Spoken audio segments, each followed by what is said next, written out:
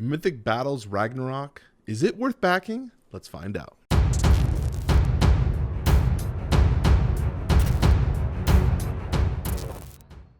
Welcome back to Game Brigade. I am Brian Greer, and on this show we do reviews, previews, playthroughs, and have conversations on our favorite board games. So if you're new here, please consider subscribing and joining the Game Brigade community. Today we're talking about Mythic Battles Ragnarök. As I mentioned, we're going to be doing a deep dive into this campaign, seeing if it's worth it to back, and if you should be considering this as your big Kickstarter. Okay, Mythic Battles Ragnarök. We are on 11 days left in the campaign. We have already reached over $1 million with 6,493 backers. I am a little delayed on this one because I wanted to dive more into the campaign and get you guys as much information as possible.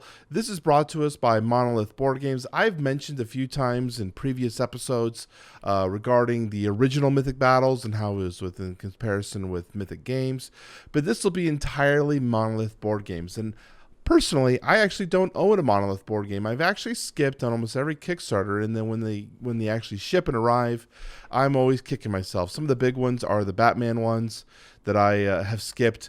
But we definitely have some big names here. So Conan, unfortunately, I've skipped. These Batman Gotham City Chronicles, I've skipped.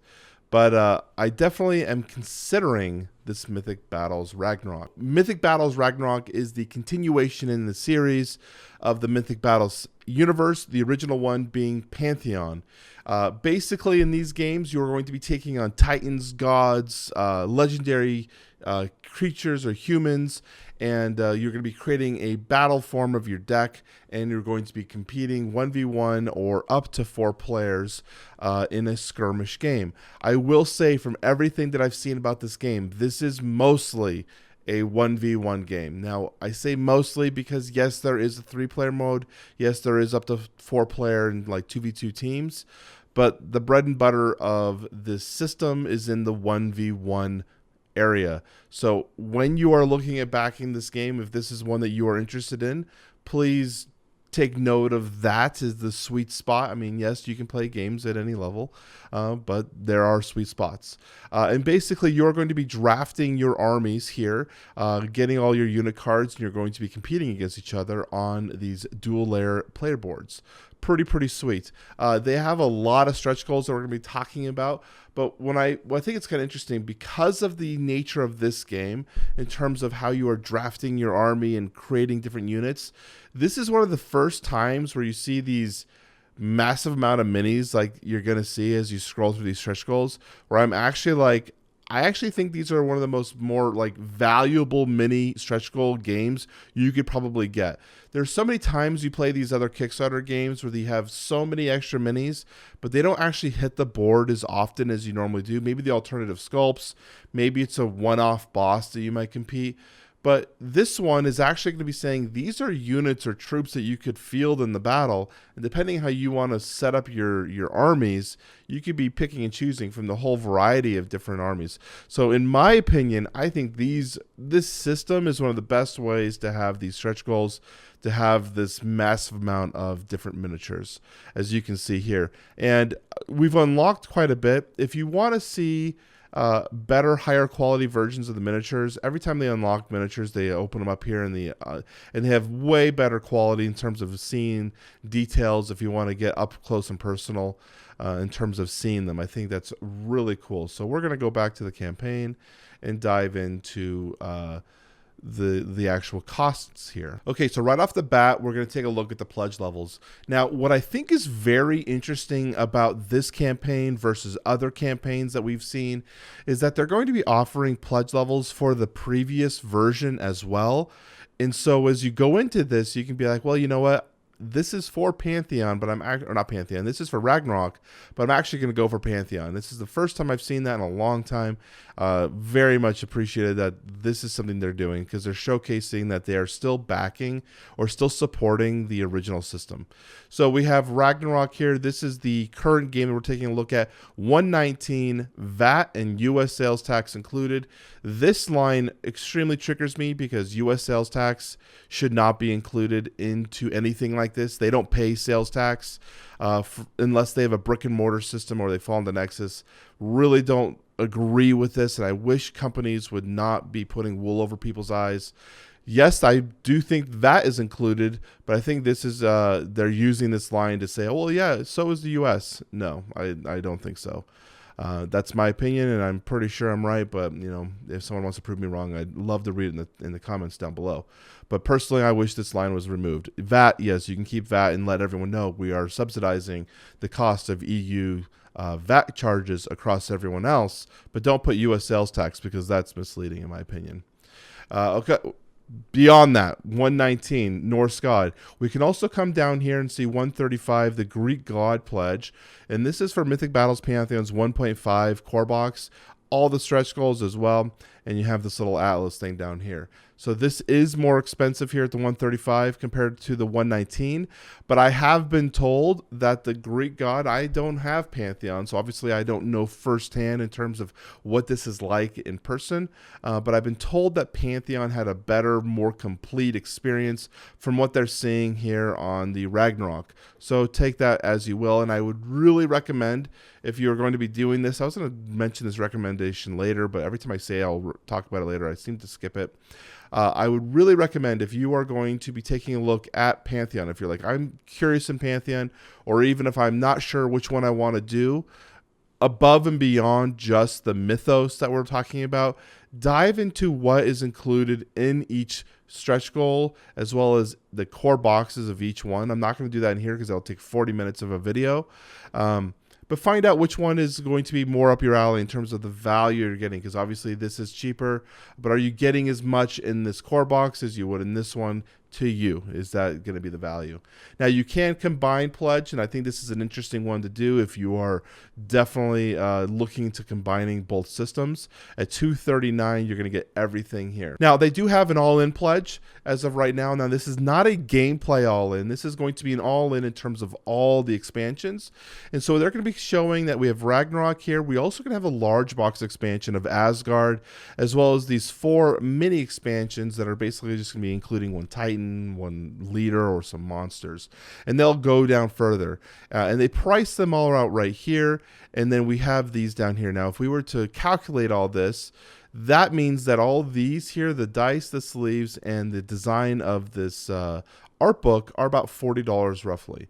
Now, I don't think that is actually a bad cost if you are interested in an art book. I don't mind an art book, and based on some of the art features that we've seen here, for example, this wolf here with the sword, the art is incredible. Like, their art design team has nailed it out of the park. So I don't necessarily think that getting this art book is a bad deal, but not a lot of people like art books. You can see right here, they're even valuing it at $30. So for $10, are these sleeves and additional dice worth it to you? And personally, they probably are, especially since this system, this game, depending on the card that you're using, will have a specific back. So you need to make sure that you're sleeving them in a manner that those are going to be hidden and not transparent. And so something like this might be valuable. And I know I normally don't recommend purchasing sleeves in a campaign, but this might be something worth taking a look at. So inside the core box, you can see that we have the 4 gods. We're also going to have a slew of heroes. What I like about this system, and one of the reasons why I'm drawn to Pantheon, I keep saying Pantheon. It's a Freudian slip here. Why I'm drawn to Ragnarök as well as Pantheon is the use of real historical creatures or characters, as well as the mythos characters.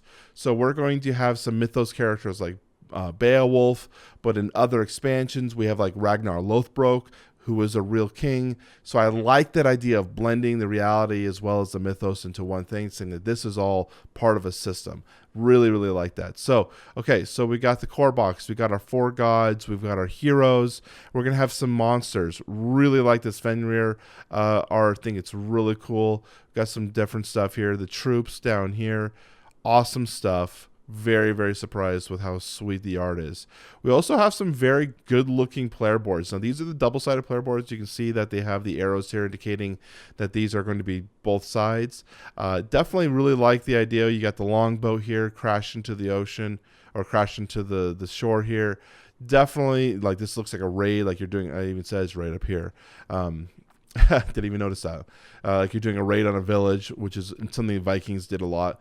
Definitely really cool in terms of the actual feel of the game. Definitely enticing me. Okay, so if we scroll on down here to the optional buys, we can take a look at some of these expansions, and I think this is important to talk about.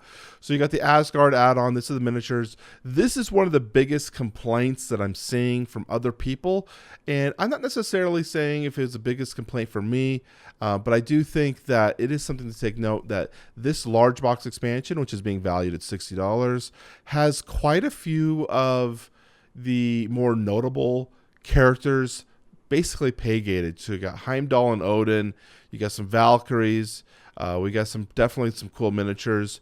You also can scroll down here to the Ragnar saga, as I mentioned.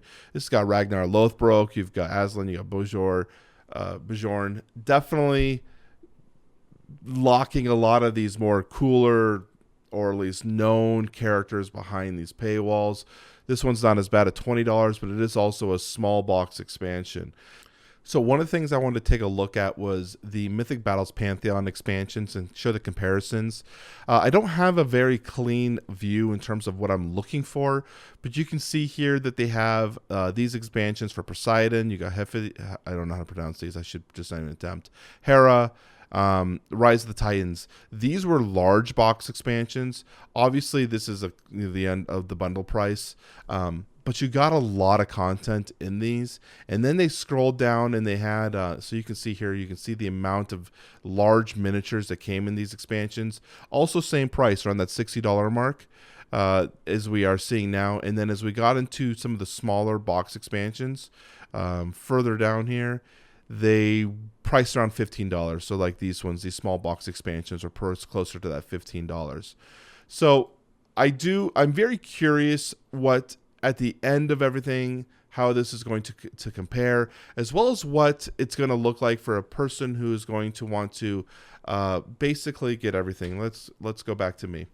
I'm very curious what it's going to look like when people decide, I want to back this game, and what version are you going to get? I think where it comes down to, I think if we're going to break down the brass tacks, what is the break point here in terms of, do you back this one? Do you do Pantheon? What do you decide to do?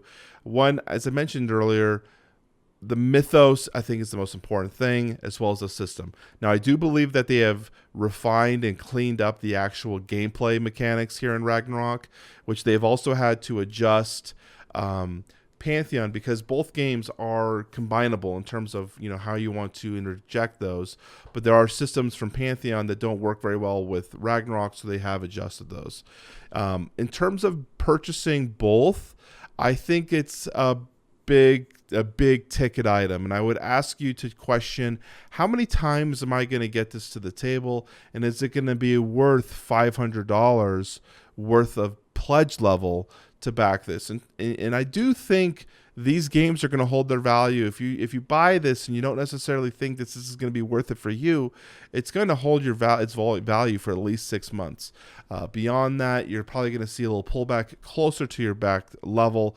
But in terms of like making money or being above, it's definitely going to be there for now. Now, again, it's a big investment up front, and I think this is going to be one of the first times I'm going to see a game that might even warrant a pledge manager video that's granted if I decide to back this game or not, because obviously I won't have access to the full pledge manager. But I definitely think that this is like a pledge manager worthy game, because there's going to be so many different things to consider into the add-ons from both Pantheon and Ragnarök as you access the pledge manager, that it could be overwhelming. There's definitely a lot of stuff going on here. I recommend people to take a second. I'm not even positive I'm going to be backing this one.